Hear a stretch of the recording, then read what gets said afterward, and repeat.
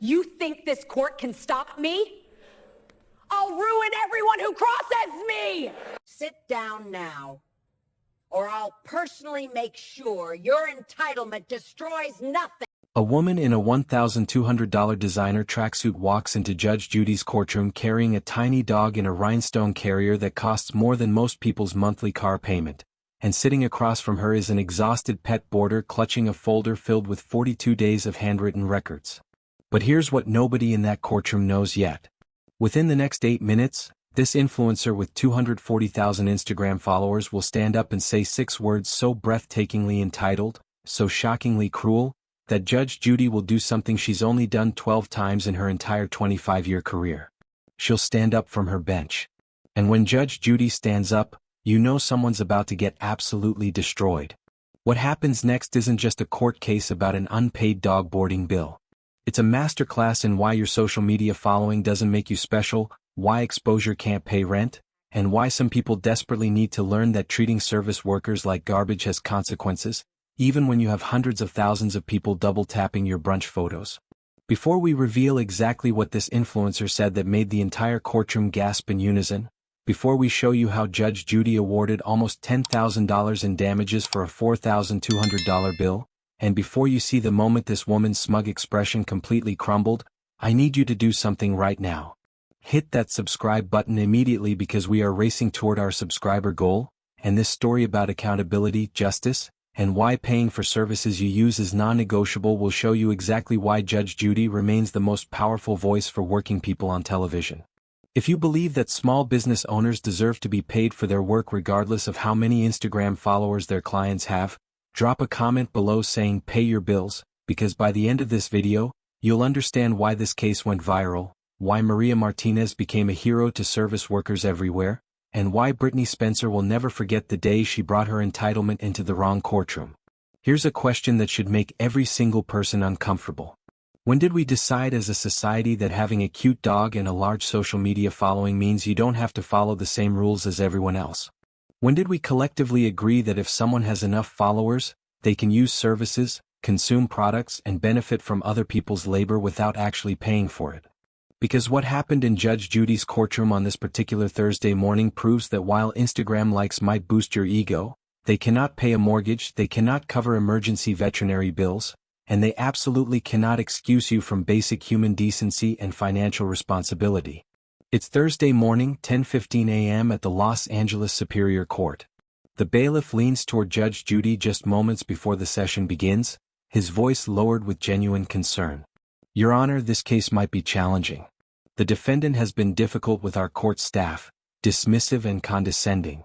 She was filming TikTok videos in the waiting area even after we asked her to stop.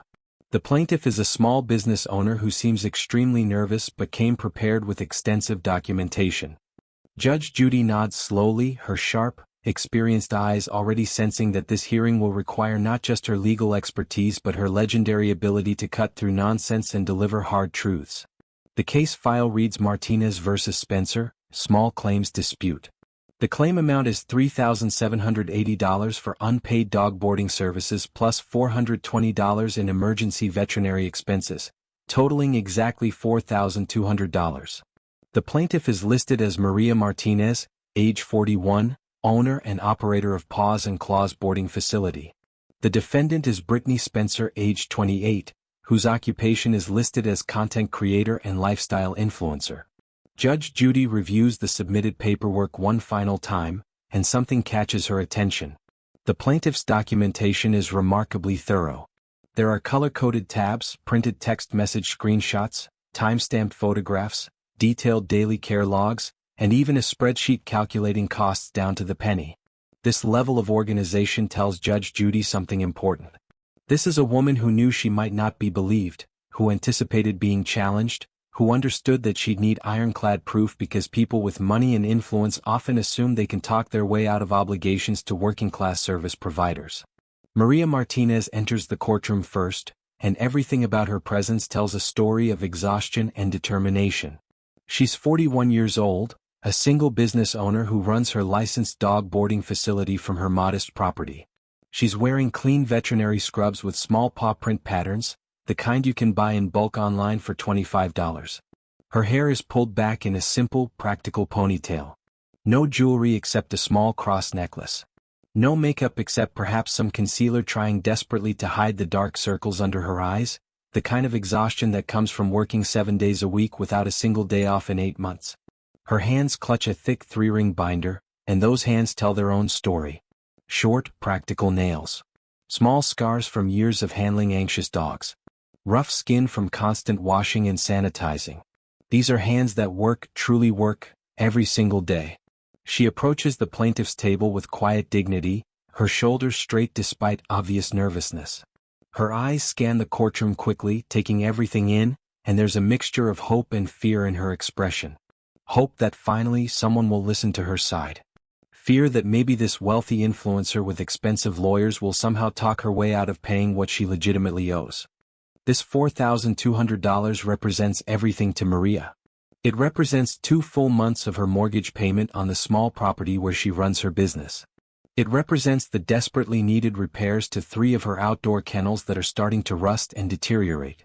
It represents the veterinary bills she's already paid out of her own pocket, money she put on her credit card that's now accumulating 23% interest. It represents new equipment she needs, licenses that need renewing, insurance premiums coming due. But more than the specific expenses, it represents something fundamental. It represents whether honest work has value, whether a handshake agreement means anything, whether a small business owner can expect to be treated with basic respect and fairness. Then the courtroom doors open again, and the contrast couldn't be more stark or more telling. Brittany Spencer enters Judge Judy's courtroom like she's walking onto a red carpet premiere, and everything about her entrance screams that she believes this entire legal proceeding is beneath her time and attention. She's 28 years old, and her outfit alone costs more than Maria makes in 2 months of backbreaking work. She's wearing Lululemon Align leggings that retail for $128, an oversized Balenciaga hoodie with the logo prominently displayed worth $890, and Golden Goose sneakers that cost $560, the kind that are manufactured to look deliberately worn and dirty, which is perhaps the most insulting detail of all. A genuine working person's shoes get worn from actual labor, but Brittany paid premium prices for shoes designed to look distressed by a factory in Italy. Her Gucci belt bag, casually slung across her body, costs $1,300. Her hair shows a fresh balayage treatment that easily ran $400 at whatever trendy salon she frequents. Her nails are perfect, chrome French tips that required a 2-hour appointment. Around her neck hang Apple AirPods Max headphones worth $549, and in her arm sits Daisy, a small white Pomeranian tucked into a pink rhinestone-studded carrier that costs $350. The dog wears a designer collar with her name spelled out in crystals, and honestly, Daisy looks healthy, well-groomed, and clearly physically cared for, which makes what's about to unfold even more disturbing. Walking slightly behind Brittany is her boyfriend Trevor, 29 years old, wearing a Supreme hoodie and looking profoundly bored with the entire situation. He's already scrolling through his phone before they even sit down, a vaping pen visibly tucked into his pocket, completely disconnected from the reality that they're in a legal proceeding where someone's financial survival hangs in the balance. Brittany actually takes a selfie with Daisy before sitting down at the defendant's table, holding up her phone and adjusting the angle to get the courthouse architecture in the background, presumably for content. She checks the photo, apparently unsatisfied, and takes 3 more from different angles before finally putting her phone in her designer purse with an audible sigh of annoyance. The sigh carries across the quiet courtroom, and it communicates everything you need to know about her attitude. This is an inconvenience, a disruption to her content creation schedule, an annoying obligation that's keeping her from doing important things like photographing her acai bowl or filming her morning routine. As they settle into their seats, Brittany whispers something to Trevor that's just loud enough for people nearby to hear. This is so stupid. She's being so dramatic over literally nothing. Trevor snorts in agreement, still scrolling through what appears to be Instagram, occasionally smirking at something on his screen. When he glances up briefly and sees Maria's thick binder of documentation, he actually rolls his eyes and shakes his head as if the very idea of keeping detailed records is somehow absurd and excessive. Judge Judy looks up from her bench with that characteristic expression that has made her a cultural icon for decades, a perfect combination of no-nonsense authority and genuine interest in hearing the truth, in cutting through the performance to find out what actually happened. Good morning, Ms. Martinez. You're claiming that Miss Spencer owes you $4,200 for dog boarding services and emergency veterinary expenses. Please explain your claim to the court. Maria's voice shakes slightly as she begins speaking, her accent becoming more pronounced with her nervousness, but her words are carefully chosen and respectful in a way that shows she's rehearsed this moment dozens of times in her mind. Yes, Your Honor. Miss Spencer brought her dog Daisy to my facility on March 15th. She told me she needed boarding for 2 weeks while she traveled to Coachella Music Festival and then to Tulum, Mexico for content creation for her social media. We agreed on a rate structure for the services she requested. Judge Judy nods, immediately making notes. What was the agreed rate, Ms. Martinez? Maria opens her binder with trembling hands, her fingers finding the exact page she needs because she's organized everything with meticulous precision. Your Honor, the base rate for standard boarding is $45 per day. But Miss Spencer requested several premium upgrades for Daisy's stay. Maria continues, her voice growing steadier as she presents her carefully documented evidence. Miss Spencer specifically requested a private suite instead of a standard kennel, which adds $20 per day. She required specialized grain-free organic meals that I had to special order, adding $15 per day. She wanted 3 walks daily instead of the standard 2 walks, which is an additional $10 per day. And she insisted on daily Instagram photo updates of Daisy, which required me to photograph, edit, and text her pictures every single day, adding another $10 per day for that service. The total came to $100 per day for premium boarding services.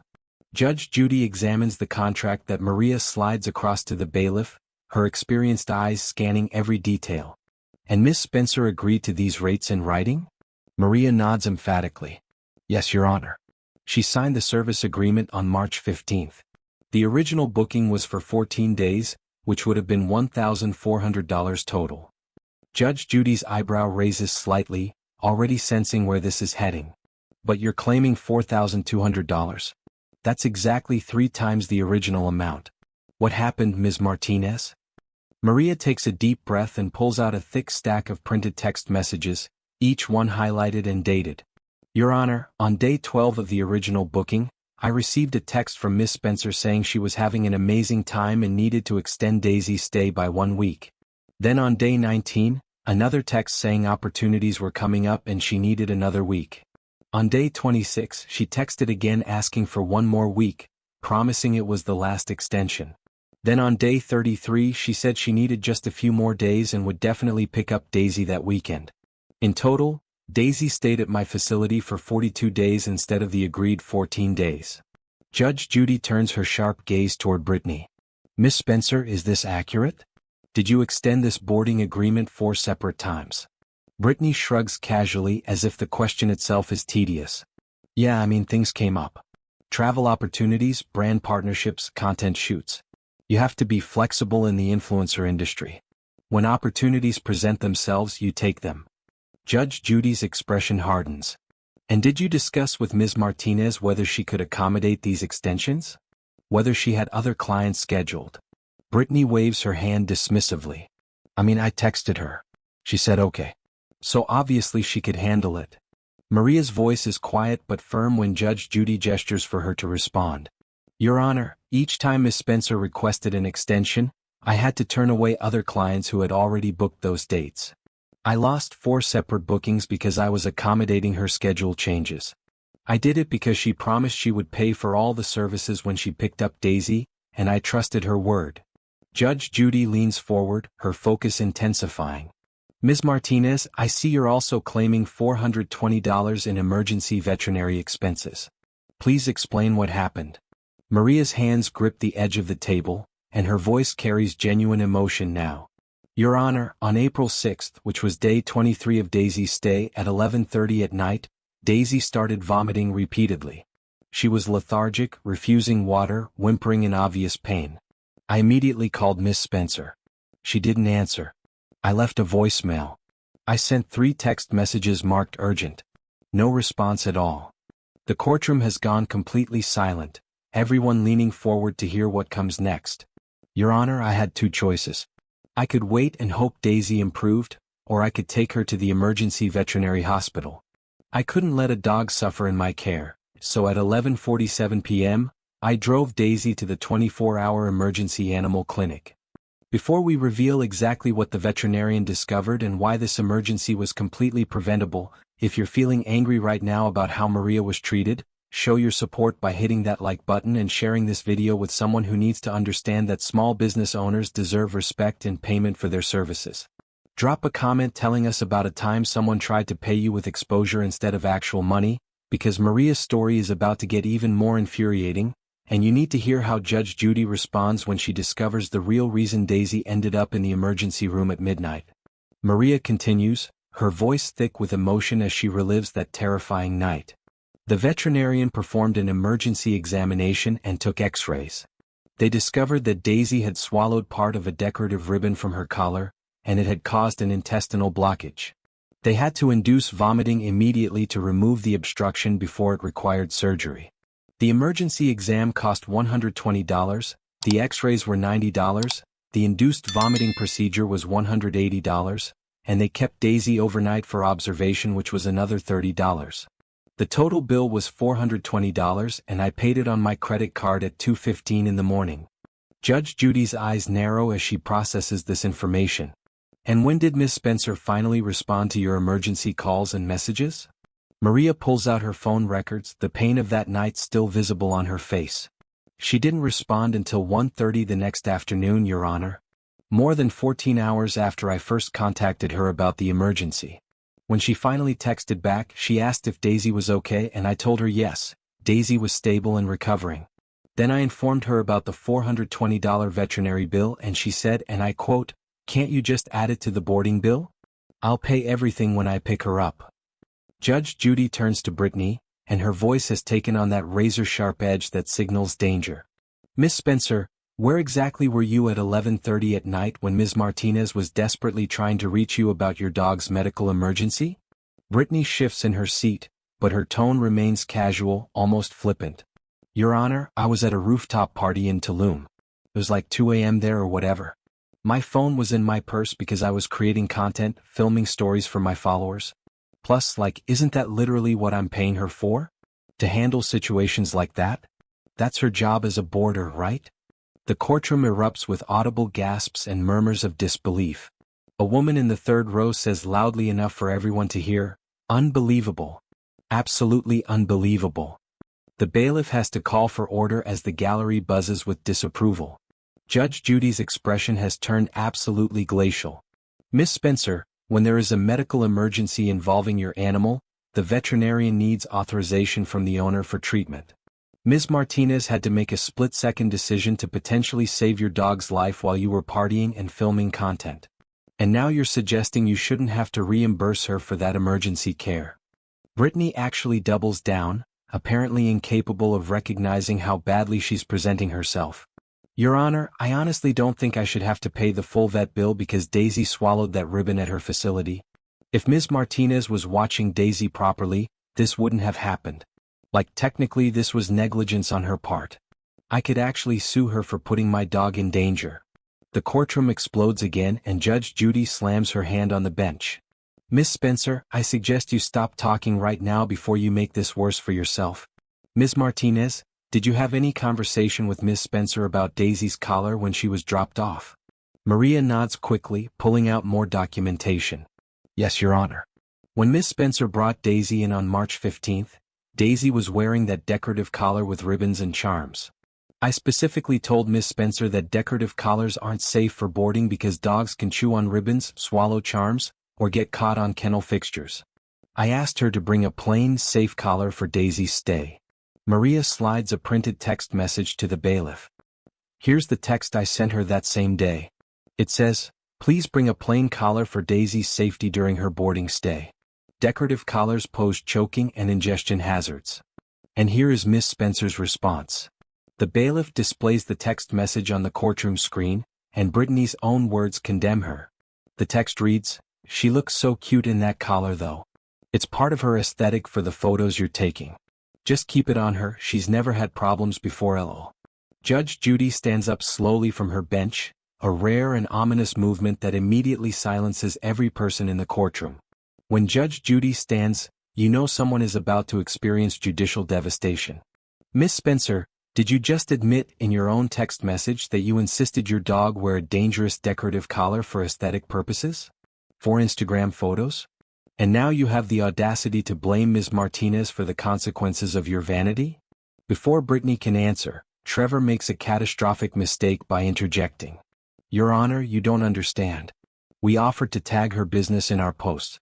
We have 240,000 followers. That's worth way more than $4,000 in free advertising. She's actually getting a great deal here. Most small businesses would pay us for that kind of exposure. The courtroom gallery erupts in groans and shocked laughter. An elderly man stands up and shouts, "You can't pay rent with Instagram likes." Judge Judy's face transforms into an expression of pure contempt. Exposure? You think exposure pays Ms. Martinez's mortgage? Let me explain something about the real world to you both, since clearly nobody else has bothered. Ms. Martinez has 287 five-star reviews from actual paying customers. Your 240,000 followers don't live in this area, don't need dog boarding, and half of them are probably fake bot accounts anyway. Exposure doesn't pay for the electricity she used running air conditioning 24 hours a day for 42 days to keep your dog comfortable. Exposure doesn't reimburse the $420 she paid at 2 a.m. while you were taking pictures of cocktails. Judge Judy picks up Maria's documentation, holding it up for the entire courtroom to see. Mrs. Martinez kept records that would impress a Fortune 500 accounting department. Every date, every service, every communication, all documented with the kind of professionalism that shows real integrity. And you know what else she documented?